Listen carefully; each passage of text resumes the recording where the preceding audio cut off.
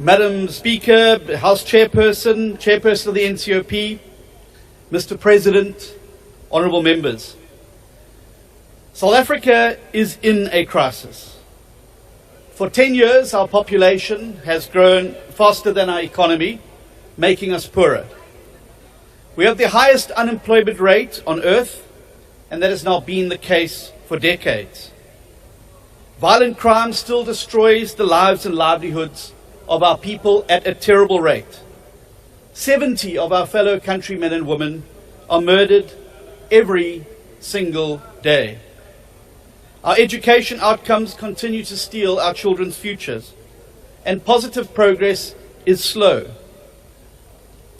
8 months ago, the Democratic Alliance entered the Government of National Unity for two reasons.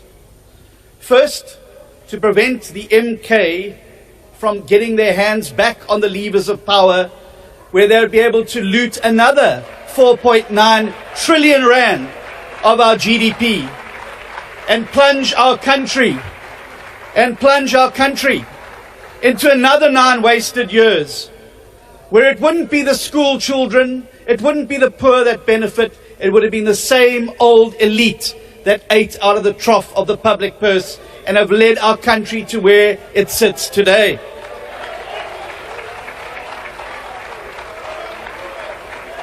But we also joined the Government of National Unity.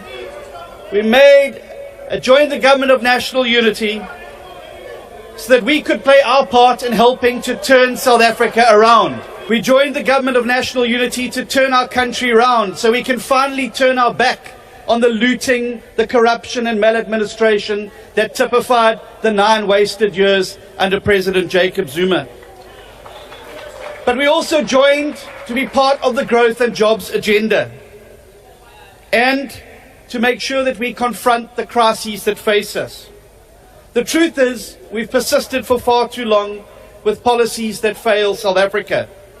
State monopolies being bailed out over and over again. Excessive regulation that makes it harder for businesses to grow.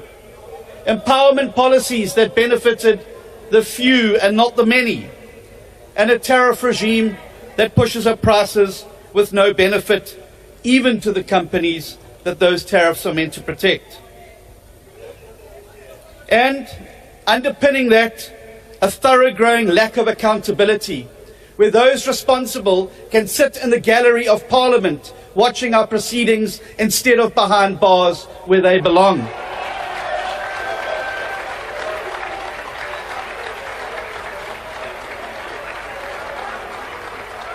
Worse still, in the face of this crisis, we've yet to respond with the urgency and determination to make a clean break from the past and to set forth boldly on a new path of success.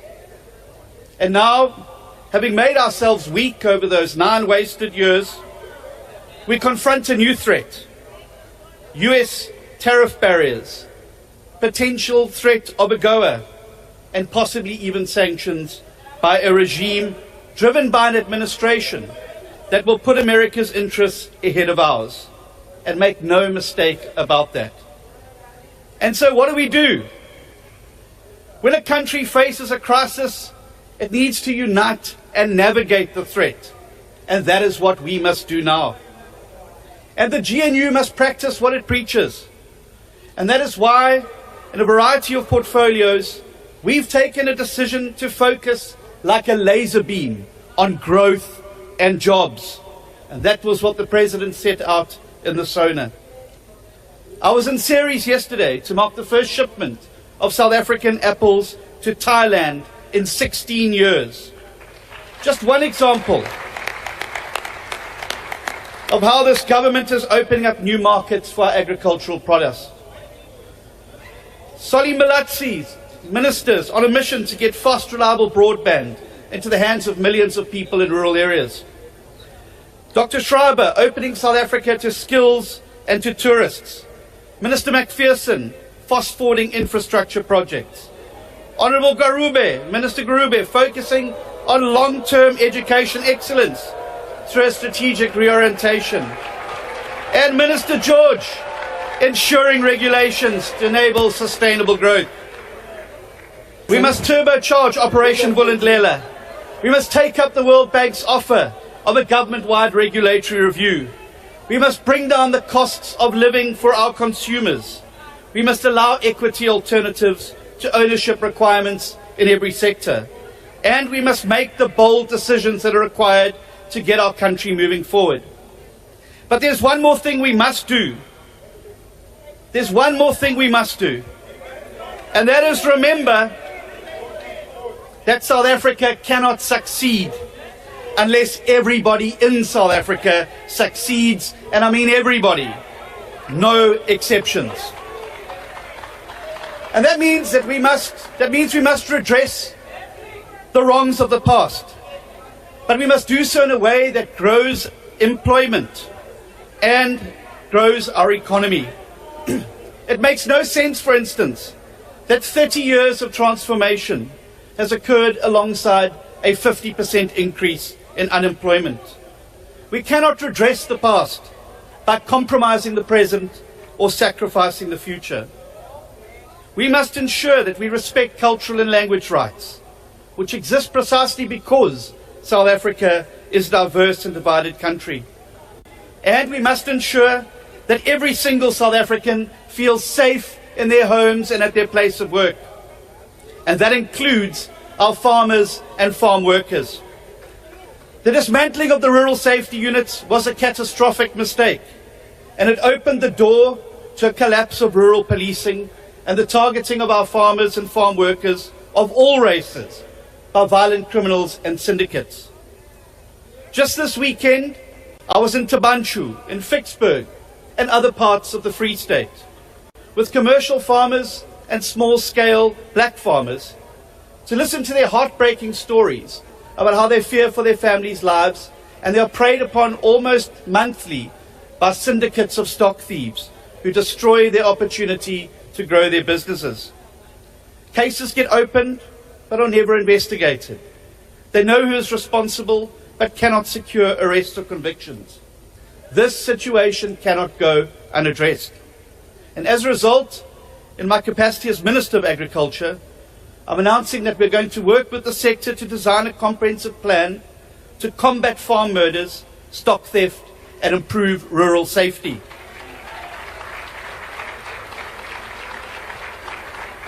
I look forward to collaborating with the Minister of Police and the entire Justice and Security cluster to bring an end to the scourge once and for all. Madam Speaker, we live in times of both great hope but also great fear. It is time for us as leaders, the people of this House, to lead by example. We should seek to unite, not to divide. We should seek to build, Mr. President, not to break. We should choose to reflect the best of ourselves and banish the worst. Madam Speaker, we must recognize the moment that we find ourselves in for what it is, a moment of great danger for the people of South Africa. For if they fall prey to the historic revisionism that we've just heard from the Honourable the Leader of the Opposition, they could lull themselves into some complacency that somehow things were better when those policies and persons were in charge. Nobody took more advantage of the people of South Africa than the leader of Umkhonto we Sizwe, even using their money to build his own house while people lived in poverty. And we must reject the revisionism, because had we had that 4.9 trillion rand that was stolen under Mr. Zuma, we would have schools that were working, clinics that were functioning, police and nurses on the streets, and South Africa would be a better place. But never you mind, Mr. President. It's up to us now to pick up the baton and to take this country forward. But it means that we need to do whatever we can to turn the economy around. The time for a break with failed policies is now. The time for a new approach Honourable is Minister, now. your time is up. Now is the You can time. take your seat. Thank you.